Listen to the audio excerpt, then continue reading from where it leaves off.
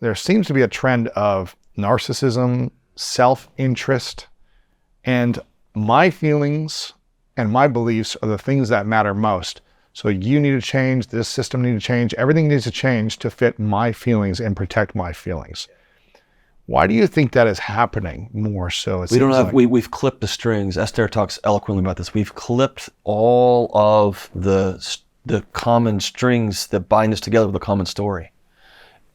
For however long you think however long you think the earth has been around, our relationship to our gods told us what we're going to wear, what your role is, whose job is what job, what our values are, what you do and don't do. There's been tons of oppression. I'm not saying it's all great. I'm just saying that's the way it worked. And then we cut all the strings. None of that's real, guys. If it can't be randomized control, double-blind study, it's not real. It doesn't exist. And so as beings created to worship, whether you're an atheist or not, as beings created to be in service of something, if there's nothing to be in service of other than the self, then you are the supreme ruler of your world. You're the center of the universe. You're a pharaoh. You will bow before me.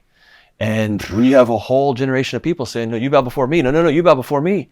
Then you get chaos, which is what we have. Instead of saying, what if we all just went to the moon? Can we figure that out? All right. Let's do that. Let's go to the moon. And what if we said, how can I love you today? Instead of, this is just how I'm wired. I give answers. One of those ways you're going to end up sleeping outside by yourself. One of those ways creates warmth in your home, right? And so what do you want? Like, what do you want this thing to feel like? What are you doing, right? And I often ask this question, does that feel good? Like great quippy response.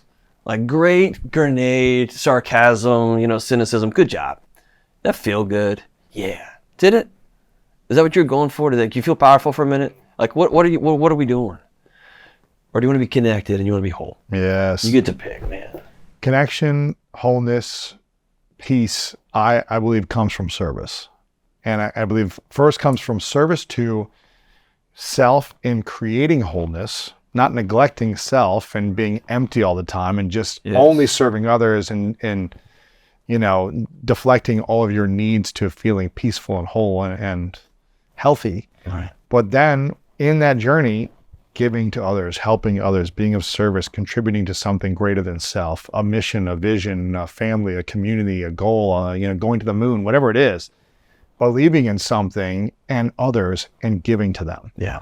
And it's something for me that has really flipped in the last 10 years. 10 years ago, prior to 10 years ago, I was more about how do I look good? How do I win? How do I succeed? How do I, be right as much as possible? And it was very unconscious. It wasn't like I was conscious of it. It was That's just your body playing defense. And it was a survival mechanism, That's right? It was like, defense. I need to win. I need to be right. I need to make more. I need to look good. I need to have this image and ego, shaped the way I want it. And I just realized that wasn't a happy life for me. Maybe some moments that seemed happy, but it wasn't really fulfilling until I said, it's got to be collaboration over competition. I can still compete in certain ways, but it can't be for someone to be less than. Yeah. It needs to be for me to compete to get better. Yeah. And serve better. Yeah. But collaboration over competition, service over self, that is what's brought me a lot more fulfillment. It doesn't mean it's always easy. There's challenges, but it's brought me much more meaning and fulfillment. What do you think is the biggest cause of pain in relationships today? Me over us. Really? Yeah. Me over us. How I feel right now. Or how you made me feel. Not, my body responded when you did this. I need to deal with that. Or I've got some hard choices to make. You did it. It's me over us. I think, and this would go back to the question you asked earlier. It was a watershed moment when I heard Estelle Pearl talk about the 9/11 towers analogy. She was talking to a couple who had experienced infidelity.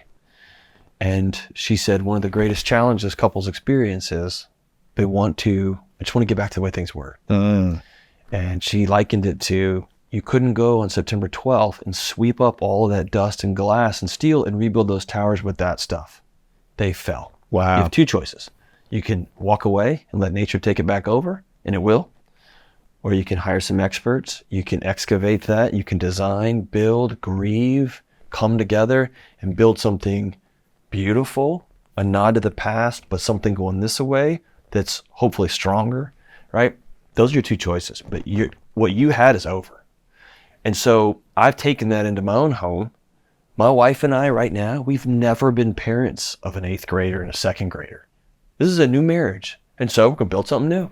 It'll have a lot of the features of the old one, but this is new because 8th graders stay out later than 2nd graders. Right? Right. We're used to going to bed at 9 o'clock. I ain't doing that anymore because I got to pick him up, right? So we have a new marriage. And if you keep saying, I just want to get back to the way it was, I just want to get back, you end up dragging each other back. And so if we said I do, then us becomes number one. Wow. And that's not a popular thing. But I know I got to exercise, I got to eat right, I got to get some sleep so that I can show up for us, right? So it sounds self-serving, but it's not. I got to do these things so I can be whole, so I can show up for what we're building new. On your show, the Dr. John Delony show, you have a lot of call-in aspects as well, where people are calling you. Yeah. You're coaching. They're telling you their challenges. You've been doing this for the last few years now. What is the big reasons for struggle in relationships or causes of divorce that you're seeing lately? I know kind of historically what that is.